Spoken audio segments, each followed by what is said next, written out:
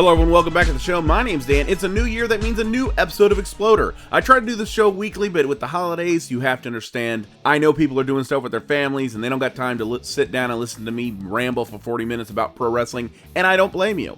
But now that the New Year's begun, the New Year's is over, everyone's drank and got drunk and passed out and woke up covered in more confetti than, well, I'm going to let you use your imagination there. Now we're back with another episode, and I want to share with you something that's been on my mind for a while, and it's the legacy of ECW. If you're a pro wrestling fan, I don't have to explain to you the quality of ECW, Extreme Championship Wrestling, the guys in a bingo hall in South Philadelphia who transformed the pro wrestling landscape. They didn't last for long, they weren't on top of the hill, and they never competed with WCW or the WWF directly, but they still have a strong legacy. And in this episode, I want to talk about that legacy in the broad scope, not just with the bankruptcy of the company. And I'm not going to spend this whole episode talking about ECW as it existed. If you know ECW, if you were a fan back then, you know what it was. This episode, I want to talk about the legacy of ECW after its bankruptcy in March of 2001. After a tumultuous 2000, its final pay-per-view at Guilty as Charged in 2001, and two final shows in Pine Bluff and Poplar Bluff, Missouri, which is a weird place to end ECW,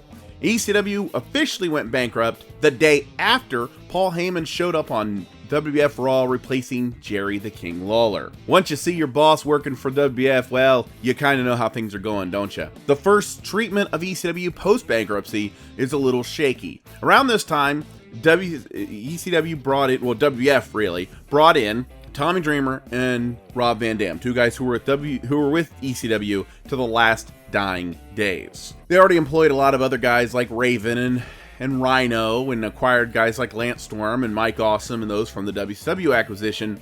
And that was the night they came in and seemed to join their own revolution. Paul Heyman went to the ring, gave a really good promo, and then seemed to be like a third part. So it was WWF versus WCW versus ECW, and that was really exciting. And they immediately hot-shotted that to where the ECW guys and the WCW guys joined forces by the end of the night. What was interesting about this was, while they're doing this, they're wearing ECW t-shirts. Some of the more later on with the more of the brushed metal design said ECW. The problem with this was ECW was in bankruptcy. And in a bankruptcy court, and I'm not going to sit here and claim to be an expert on bankruptcy, but what I do know the basics are all the property is put up, and then it is sold, and then in this case, they're sold, and then this money is used to pay off creditors. And WB assumed, and maybe rightfully so, because they were the largest creditor, that this was a property that was going to eventually be theirs anyway, so why not use it? The problem was, it was still in the bankruptcy court. They had not bought the logos yet. They had not bought the ECW trademarks yet. Hiring Tommy Dreamer and Rob Van Dam was hiring two independent contractors who no longer had valid ECW contracts. That was different from using the ECW logo, which for all intents and purposes, legally, was in a bankruptcy court, so where WB did not yet own it. So in this case, they were using the logos prematurely, and that's part of the reason, I'd imagine part of the reason, you saw a shift from saying they were ECW to the Alliance. You know, WCW, ECW Alliance, and then eventually it just became the Alliance. You knew who WCW was, but the ECW guys were just part of the Alliance because they realized they couldn't use that trademark. So that's the beginning. That's the beginning of their use. Now, of course, they were used to bolster the roster, because really WCW's roster at the time, especially the Alliance, was guys like Hugh Morris, Chuck Palumbo, Sean O'Hare. Well, no, Sean O'Hare wasn't even there by that point, I don't think. He was there for a bit, but they were Sean Stasiak. I mean, not a lot of big players. So they needed to bolster it up. They used guys like Justin Credible and Lance Storm and Mike Awesome, sort of a mixture of WCW and ECW guys to put in to make this roster bigger. Of course, adding guys like Raven and the Dudley Boys, who were steadfast WWF guys by this point, but they used to be in ECW, so throw them in. Of course, this ends at the end of the invasion, and really not much to talk. Now, this comes about years later with the rise and fall of ECW. This pay-per-view, I have to say, is one of the best DVDs that WWF has ever put out. Ever. Well, the WB by this point. Dang pandas. Point is, by the time they're on here, this is a great DVD. If you haven't seen the documentary portion, I highly suggest you go see it. It's probably like $5 at a store now. I don't know. You probably find it on YouTube for all I know. I don't know. I'm just guessing.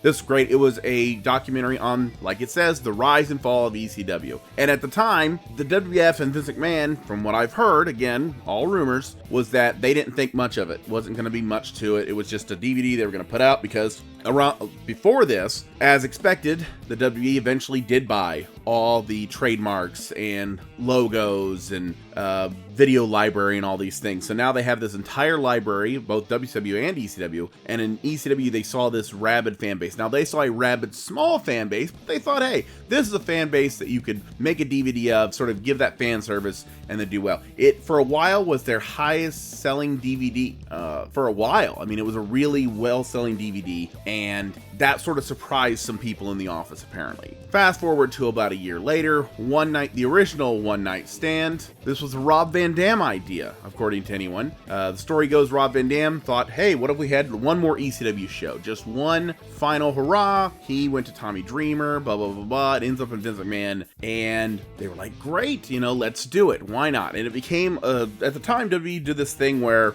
they were testing the one on pay-per-view, because it was, pay-per-view used to be for a year, and then WCW bumped them up, and then the WWF bumped them up to the In Your House, and before you know it, there's pay-per-view 12 pay-per-views a year.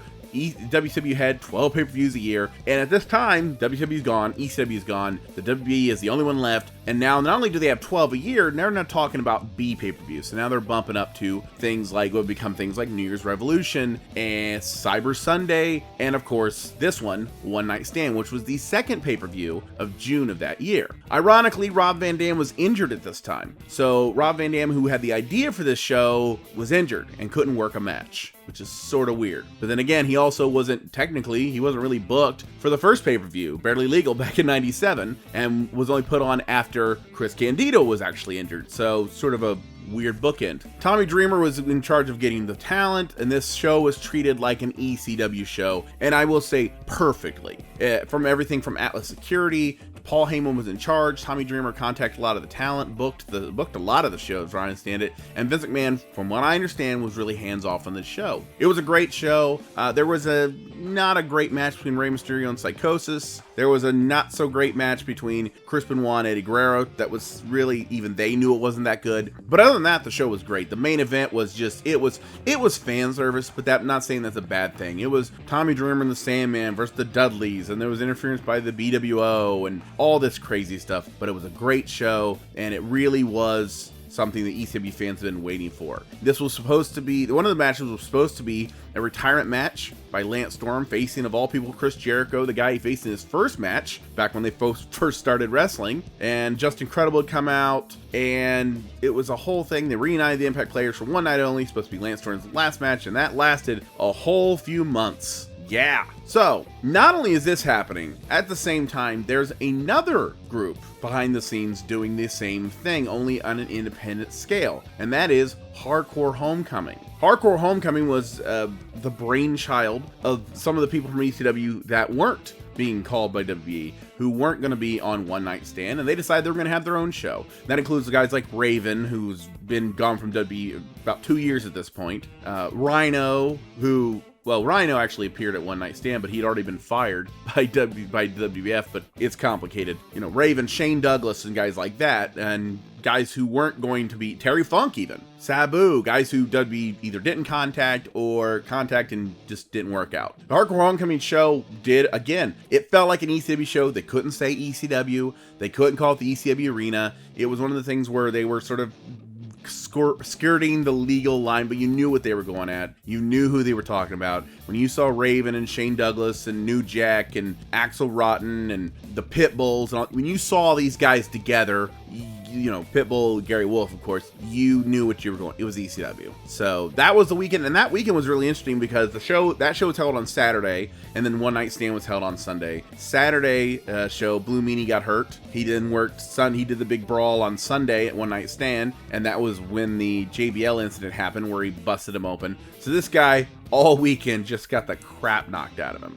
The Hardcore Homecoming had two parts. One was they would tour. They did a couple touring shows where they went around and did some ECW shows. November Rain, REIGN, like Roman Reigns, not say they're connected, but And there was also, that would last a few shows. And then there was the Forever Forever Hardcore documentary, which was their own version of the documentary. And again, they touched on a lot of the same things, the bingo hall and starting with a low budget and Paul Heyman being shifty and fans being rabid. But then they talked about stuff that the other guys didn't. They talked about the Darren Barry Fall incident where Vic Grimes fell onto New Jack.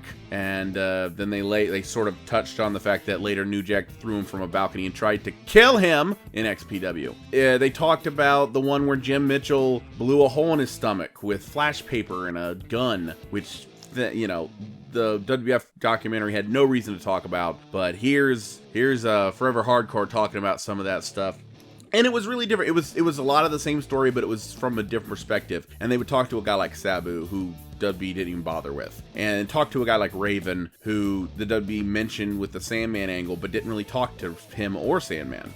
So it was interesting to see some of the angles on it, and they're both awesome. I would suggest getting both Forever Hardcore and The Rise and Fall of ECW. It's both. Get both of those. They're both really good. And then this leads to One Night Stand 2006. Now, One Night Stand 2006 is the beginning of the end of the ECW revival, and let me explain. Around this time, someone, I believe the story was it was Shane McMahon, got the idea of starting ECW as a third brand under the WWE umbrella, but doing it online. Now, this is very forward thinking, because the idea of having an online show in 2006 where speeds are, better, but they're not now. Like the high speed, Netflix and Hulu and all these things where you can stream everything, or WWE has their own freaking network. They didn't have their own network back then. They had, they'd put up videos, but they were putting up clips. They weren't putting up full video. So the idea of a full-on wrestling show online was a little forward-thinking, maybe a little premature. But this turns into, somewhere along the way, it turns from a show on the internet to, hey, let's put it on Sci-Fi. And that was where it went wrong. ECW One Night Stand 2006, I don't even want to call it the ECW, but this show was different from the year before. It was treated more like a WWF show, WWE show, whatever, pandas, and it didn't feel the same. It had its moments, and it had its good matches, and it had guys that weren't included in the last show, and it had Taz doing a little thing with Jerry Lawler, and it even had Rob Van Dam win the WWE title from John Cena, which there's literally a sign that says, if Cena wins, we riot. So I normally would say, that's a funny sign, but it was ECW fans, and it was Hammerstein Ballroom, so I think you just give them what they want and don't try your luck. So he wins, and so he's the ECW champion and the WWE champion, and this is the flagship. He's going to be the main guy, the flagship of the new ECW brand, and this is going to be the new ECW. And they, of course, like WWE does, they changed the logo, so it's that razor blade thing, and this, like I said, was the beginning of the end. WWECW, as many people call it, was just a train wreck. I can't explain it. They were on Sci-Fi, and the first thing they decided to do was to mock the network they're on. Sci-Fi's trying to, at this time, transition away from the goofy science fiction type look. I mean, of course, they would greenlight 20 Sharknadoes, so maybe they're not doing that great of a job. But they would do that, and they were trying to change their look a little bit. So the first thing of the new ECW, the WWE's version of ECW, involved a zombie getting the shit caned out of him by the Sandman. So we're off to a good start. They would also include things like a guy like Mike Knox, who would not have lasted in ECW for 10 seconds, especially not back then. His girlfriend, she 19, Kelly, great name, who he was jealous of people looking at her, despite the fact that she dressed like a middle-rung stripper, whatever. Balls Mahoney once got disqualified for using a chair in ECW. Do you see the problem here? Oh my god, the problem. This would go on for months. They would include guys like Mark Henry, and they'd have main events like Batista and Big Show main eventing in an ECW show where the crowd booed them so badly. Rumor has it they changed the venue of the pay-per-view. That pay-per-view, by the way, was December to Dismember, which is another train wreck on a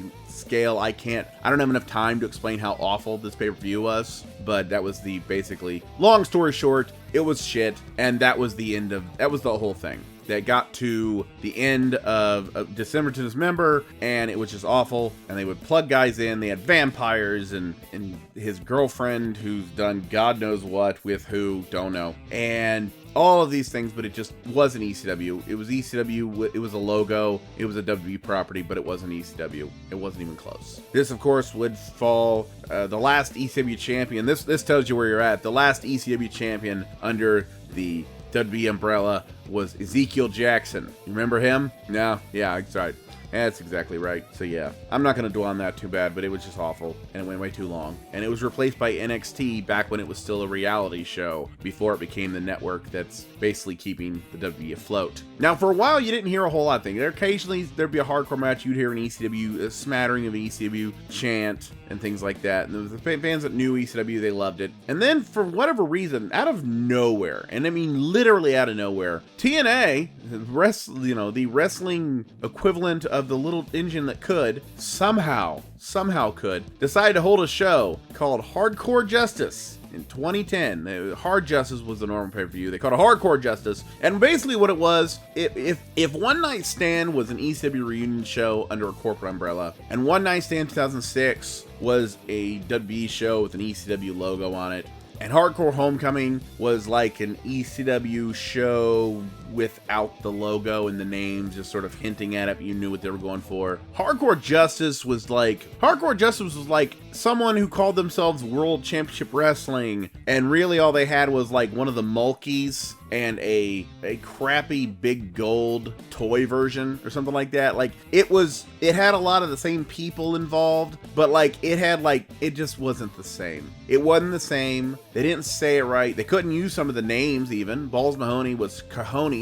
I don't know, which Taz, being the announcer, messed up a few times anyway. It was, you could, Bubba Ray and Devon Dudley by this point are Brother Ray and Brother Devon and Brother Runt and all these things, these TNA names, because WWE owned the other names. And it just was weird, and it was goofy, and this whole thing was it wasn't right, and it didn't feel like an ECW show. It felt like a cash grab, and it didn't feel like, and they all sold it like, oh, it's the last show, it's the last ECW show, the last hurrah. No, it was like, it was a bunch of old people, and with all due respect, that's what it was. It felt like a bunch of old guys getting back together because they got hired to do a job, and they got hired by Dixie Carter, who I still maintain had the least amount of ability to be in the pro wrestling business. For someone who got as high as she did, for her to have so little understanding of it is astounding. And it's just a testament to what money can buy you. And to see Dixie Carter in the ring sharing beer with ECW people who gave their lives, gave their blood, sweat, and tears, and they are kissing her ass because she allowed this show to happen, it just disturbs me. It wasn't a reunion show. It wasn't even like Forever. It wasn't even like Hardcore Homecoming. It wasn't even like that, where it was like, you couldn't use the logos, but it still felt genuine. You felt it. You knew what they were going for. This was just, hey, what's the gimmick for this pay-per-view? I don't know. We got some ECW guys here, let's see if this guy will do it. Let's see if this guy needs a payday. Oh, joy. It just felt wrong, and it was awful, and I don't agree with what happened. And I know it was years ago and it's done, but still, eh. Now, following ECW, now there's the things that happen after ECW that are not necessarily ECW, but still follow in that vein, and there are different promotions.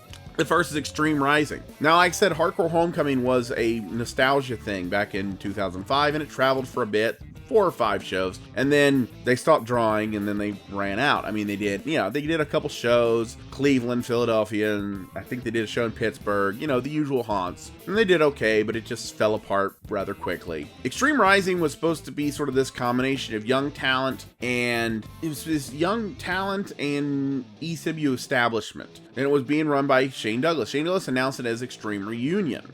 The first show was Shane Douglas. He was in the main event. Shane Douglas was the booker, of course. It was originally called Extreme Reunion, but Shane Douglas was in the main event. Sabu, who was supposed to be in the main event, was taken to the hospital for an allergic reaction, and Just Incredible was removed from the show due to drug issues. Basically, it pretty much was the real ECW. All joking aside, the audience wanted nothing to do with this show, were pissed off that 2 people were taken off the show. They were advertised, they were taken off for different reasons, and it happens sometimes, but they were taken off, and it was to the point where Shane Douglas even apologized for the event.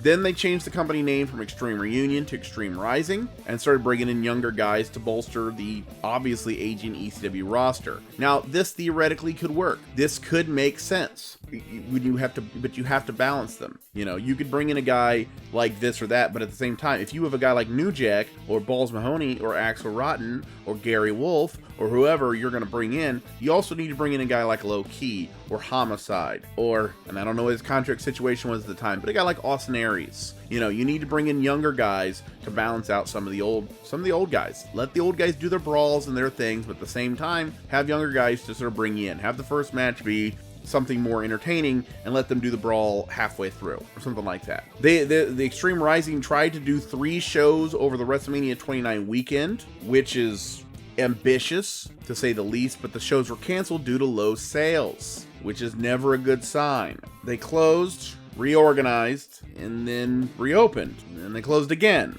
on April 22nd, 2014, 3 days before what was supposed to be their next show, which is never a good sign. When they closed the promotion 3 days before a show, that tells you they're running out of money and they literally had no other option. In true it is a funny story. In true ECW Rebel fashion, Stevie Richards was the first Extreme Rising champion, and they were doing this angle with him and Raven at the time. It was this whole thing, and he was finally breaking out of Raven's shadow. And actually, when I saw it, looked pretty interesting, really. And he was the first Extreme Rising champion, of course. The thing closed, reopened, blah blah blah blah blah, closed up. And even though the company closed, he continued to defend the title. He even lost it. Yeah, he lost the belt despite Extreme Rising not even recognizing the title changes. He lost the title to a guy named Luke Hawx, who used to be Ultra Boy Luke, who I think one time did an interview where he said he wanted to get in the ring with AJ Styles because he would kick his ass, which makes me wonder if he knows the business will work or not. I don't know. Luke Hawx became the Extreme Rising champion, who Extreme Rising didn't recognize, and then Hawx himself lost the title to Matt Hardy, and he became the Extreme Rising champion, who Extreme Rising also didn't recognize, or at least they wouldn't, if not for the fact that this title change happened 3 months after the company folded. So there's 3 linear champions for a company that only recognized 1, and the 3rd title reign happened 3 months after the promotion folded. You can say what you want, but that's actually pretty rebellious. Then when you talk about ECW, you have to talk about the people that have been affected by it. Now, we all know the career of Paul Heyman. Paul Heyman, what's there to say? From Paulie Dangerously, from Memphis to WCW, to his work in ECW, to his ability to bounce a check and still get you to come back to work. He's amazing at that. The guy should have sold like Ukrainian Yugos to yuppies. This guy could have done it. So I'm not going to talk about Paul Heyman. We all know what he did. But what about the other guys, the other people behind the scenes? Well, the first one is Tommy Dreamer. Tommy Dreamer, of course, left ECW. Was there to the dying day. Actually, he was there at the final shows when Paul Heyman wasn't. Ran the shows and did everything. This guy was there. He was the guy who walked out. This was the guy who flipped the lights off when the show was over. I mean that almost literally. This guy was there to the bitter end. WWE brings him and Rob Van Dam in. He works from WWE for years and years and years. Even working for the new ECW, they put him in an angle with Colin Delaney, where Colin Delaney eventually turns on Tommy Dreamer. This guy gave his body and he gave his soul to ECW, both the real ECW and the WWE version, and then later he even was at the TNA Hardcore Justice abortion. He was at that. Now he has his own podcast and he has his own promotion called House of Hardcore, which is doing very well. It's very well for the market he's in. He's using a lot of young guys, and it's actually pretty entertaining shows, working with guys like Bubba Ray Dudley, but also working with young guys who are really interesting. So and this is the guy who learned how to book, who learned how to work the business part of the thing behind the scenes, working in ECW. So you talk about a legacy. That is a personal legacy. That is a guy who has taken what he learned in ECW, what he was able to do, go to WWE, travel around, always having a job, always working somewhere, and now runs his own promotion. And then someone who's not nearly as famous, but someone who's still interesting, is Rob Feinstein. Rob Feinstein started RF Video, and if you were a wrestling fan during this time, RF Video was the thing that was in all the magazines, and they had all these tapes, and some of them were tape traders. We're talking Japan, and we're also talking, but their main client was ECW. Rob Feinstein was the guy behind the fan cam. So if you were watching a show, there would be this second footage, this handheld. Well, that handheld was being run by Rob Feinstein. After ECW closed in 2001, Rob Feinstein was now his biggest company that he promoted and he did tapes of no longer existed. So what does he do? He decided, screw it, he's going to create his own promotion. So he did. And that promotion was a little thing called Ring of Honor. Now, this company would go for a couple years. It's still around today, but Rob Feinstein's commitment in it would end a few years later after he was caught in a local To Catch a Predator type sting. That's right, it was local. He wasn't even famous enough to get Chris Hansen, you poor schmuck. He sold his shares to Kerry Silken, who ran the company from 2004 to 2011, and eventually sold to Sinclair Broadcasting. So there's another guy. This guy was doing God knows what behind the scenes in ECW, running the fan cam, distributing the videos, and all these things, and he parlayed that into starting a thing called Ring of Honor, which is insane. Also, the beginning of Ring of Honor is a guy named Gabe Sapolsky. Now, if you're following WWE now and you're talking about like Evolve, if you know of Evolve through the WWE connection, they did a show there recently to counter program against one of the AEW shows. Can't remember the name of it. Fight for the Fallen, I think it was. Fighter Fest, whichever was which. I don't know. But yeah, they counter-programmed with this Evolve show. Well, the booker of that is Gabe Sapolsky. Gabe Sapolsky was the right-hand man to Paul Heyman back in the day. He was a young kid who he did newsletters, he did all this stuff, and he ended up working for ECW full-time. He was, for all intents and purposes, the right-hand man to Paul Heyman. So there was Bubba Ray Dudley doing certain things, Tommy Dreamer doing certain things, and then there was this pudgy Gabe Sapolsky guy also doing a lot of these things. Gabe Sapolsky came in, was the booker for Ring of Honor at the beginning, and even after Feinstein was gone, Sapolsky would be kept on as the booker for years until personal issues, which is sort of vague and honestly it's none of my business, came involved, and he left. He would then go to start Dragon Gate USA, which was the attempt of the Dragon Gate promotion to sort of branch out into the United States. And they ran for a few years and would mix Japanese and American talent, and then suspended the promotion when, years ago. And it sort of suspended, but it just never came back, and I don't think it's going to. Then he starts booking for Evolve. Now, Evolve is its own separate brand. It is something unique, and a lot of the guys you're seeing now in NXT, a lot of them used to work in Evolve, and that's sort of that. He's a consultant now, and it's become this thing where he's sort of, if NXT is developmental, Evolve and things like it are sort of the first step toward that. Guys that go to Evolve, Shotzi Blackheart was another one they just signed. She came from Evolve. There are people that are, again, not necessarily directly, but there are people who used to work in Evolve who are now working in NXT who will eventually probably end up in the main roster, and those are all connected. Now that is, of course, Gabe Sapolsky, who learned how to write, who learned how to, long-term storytelling. He learned how to book. He was a really great booker. In Ring of Honor, when he booked in Ring of Honor, it was great. Shows were done really well. Shows were booked in a certain way. If you ever get a chance, go back and watch the Raven CM Punk feud 2003. I know it's a long time ago. I'm a nerd for crap like that, but that's a feud that went such a way, and it had a pacing to it. And it wasn't every show. Not every show dealt with that feud, or they'd have a promo. Okay, we won't have a match this show, but they'll have a promo. And how they got to where they got, it was interesting, and it was all because of a guy like Gabe Sapolsky. And Gabe Sapolsky got what he learned from working behind the scenes in, yes, ECW. So that's really, and there's other people you could talk about who've done this and that, but that's really, in an overview, that is the legacy of ECW. ECW was such a interesting promotion. It was such a great promotion. And again, I'm not going to sit here and gush about it for too long, but it was so great.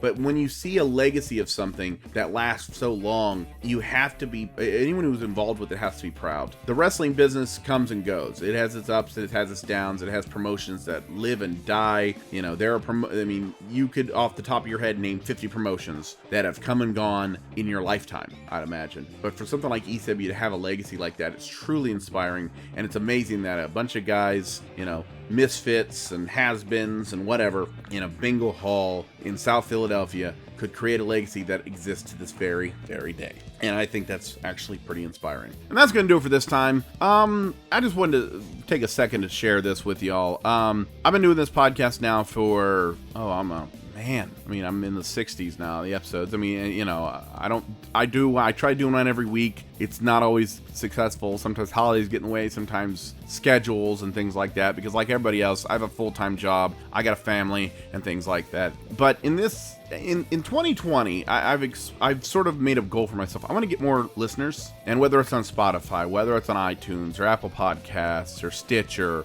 or Facebook, we got a video version on Facebook, whatever. I want more listeners and I want more engagement, and I want to create this and build it. I don't want to, you know, I could go out there. I had this thing just recently with a group, and I don't want to be a guy who goes there and spams this podcast everywhere. I don't want to be a guy who goes into an unrelated group or even a wrestling group, the guys who just talk about wrestling, go in there and go, hey, listen to my podcast. I don't want to do that. I don't want to be that guy, because that guy's annoying. You know, people that just, like, if they friend you on Facebook and the first thing they do is send you a link to their page for whatever it is, that's annoying, and I don't like that. So I'm gonna be consistent. I'm not gonna do that. I don't want to be somebody who just spams everywhere. So I'm trying to build an organic audience. I want to build something where people are listening. So if you have a friend who you think would like this podcast or likes wrestling or likes my wit, as it were, share it with them. You know, I'm not going to beg you. I'm not going to demand anything, but just if you feel the need, if it's something you think someone would like, share it with them, post it, whether it's a Twitter link or Facebook or whatever, share it with somebody. It's just trying to get more listeners. I want to reach more people, and I want people to understand, you know, what we're doing and what I've been doing and what I'm trying to do. So yeah, I want to thank you guys for being here. Thank you. Some people have been here from day one, and I want to thank you for that. And I'm going to keep making episodes week after week. And I want to make 2020 better than 2019. 2019 was good, and it was the beginning, and I'm amazed that I lasted over a year at this. But now it's time. And now it's time to keep going and to build. And I want to build this. I want to build this community, and I want to have more engagement. And if you have any topics or ideas, share them with me. The Facebook page is probably the easiest way to get a hold of me. Message me, put a post or whatever. Put a comment below the video. That's fine. But yeah, get a hold of me, and we can talk. And you know, maybe I'll come with some ideas, and we'll have some episodes, and I'll involve you guys and really create this. Thank you for people that have been there, and I look forward to even more listeners in this year. But until next time, my name is Dan. This is Exploder. Have a good one.